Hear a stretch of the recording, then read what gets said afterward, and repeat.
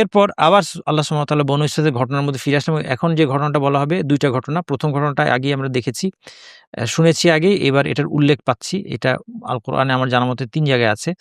ওয়া ইয আখাযনা, এবং স্মরণ করুন অথবা স্মরণ করো। আল্লাহ বনু ইসরাঈলকে বলছে স্মরণ করো। ইয আখাযনা, যখন আমি গ্রহণ করলাম, আখাযনা আমরা গ্রহণ করলাম। আখাযা মানে গ্রহণ করা।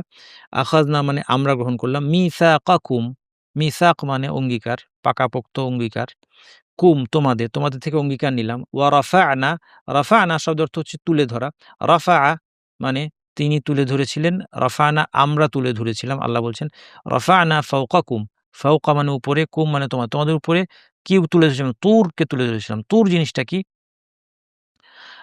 তুরের প্রচলিত অনুবাদ হচ্ছে তুর পাহাড়। এখানে এ সম্পর্কে ৩ টা মত আছে। কেউ বলছেন এটা পাহাড়ের নাম, কেউ বলছেন না, এটা ইন জেনারেল পাহাড়কে তুর বলা হয়। ৩য় মত হচ্ছে এটা বিশেষ ধরনের পাহাড়, যেটাতে উদ্ভিদ জন্মায় সেটাকে তুর বলে। আর যেটাতে জন্মায় না সেটাকে সাধারণভাবে জাবাল বলা হয়। ইত্যাদি বিভিন্ন মত আছে। তো আমি প্রচলিত অনুবাদটাই রেখেছি যে তুর পাহাড়, অর্থাৎ তুর একটা পাহাড়ের নাম। এই মতটা আছে। এই মতটা অনুযায়ী বাংলা অনুবাদগুলো সাধারণত হয়ে থাকে। আমি সেভাবে দিয়েছি।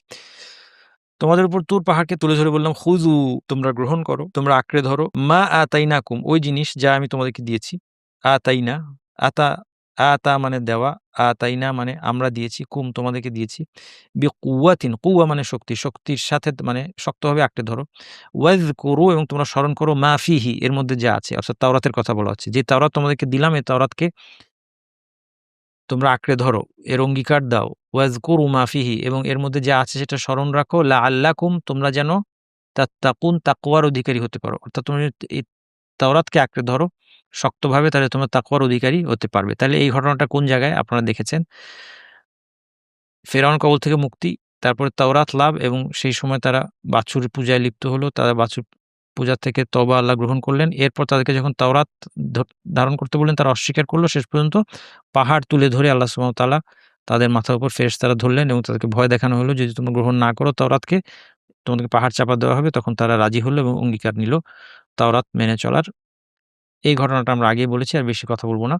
তুর অর্থ পাহাড় অথবা একটি নির্দিষ্ট পাহাড়ের নাম। আবার কারো মতে এটা এমন পাহাড় যাতে উদ্ভিদ জন্মায়। এই ৩ টা মত ইমাম তাবারী রাহমাতুল্লাহ তার তাফসীরের মধ্যে উল্লেখ করেছেন। কিতাবকে দৃঢ়ভাবে আঁকড়ে ধরার অর্থ কি? তাওরাতকে আল্লাহ আঁকড়ে ধরতে বলেছেন। ঠিক একইভাবে আমাদেরকে কোরআন আঁকড়ে ধরতে হবে।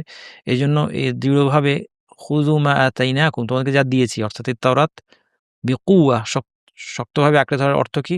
আমাদের ক্ষেত্রে কোরআনের জন্য এটা প্রযোজ্য। আলেমগণ বলেছেন যে তাওরাতের বিদ্যমান বিধিনিষেধ মেনে নেয়া, কোনো শৈথল্য বা ত্রুটি প্রদর্শন না করে আদায় করা।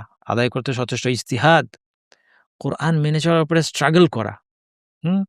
চেষ্টা করা, সর্বাত্মক চেষ্টা চালানো। ওয়াযকুরু মা ফিহি, এতে যা আছে এটা স্মরণ রাখো। মানে কি? শুধু এমন হাফেজ হও যে মানে শব্দ মুখস্থ করেছে কিন্তু অর্থ কিছু বুঝে না। এতে যা আছে তা স্মরণ রাখার অর্থ হচ্ছে তাওরাত অধ্যয়ন করা। এটা তাওরাতের প্রসঙ্গে যেমন এভাবে প্রযোজ্য, কোরআনের ক্ষেত্রে আমাদের জন্য কোরআনের ক্ষেত্রে প্রযোজ্য।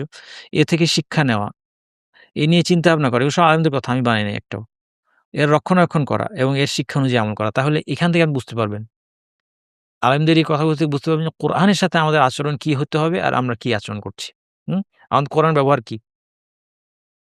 মারা গেলে, একটা মানুষ মারা গেলে এসে একদল হুজুর খতম দিতে বসে যায় আগরবাতি জ্বালিয়ে। এটা হচ্ছে আমাদের কোরআনের ব্যবহার। কোরআনের ব্যবহার হচ্ছে আমরা তাবিজ বানাচ্ছি।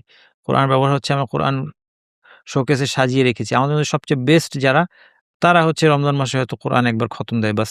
কিন্তু কোরআনের কোনো অর্থ, অধ্যয়ন, এর শিক্ষাকে স্মরণ রাখা, বাস্তবায়নের জন্য আপ্রাণ চেষ্টা করা,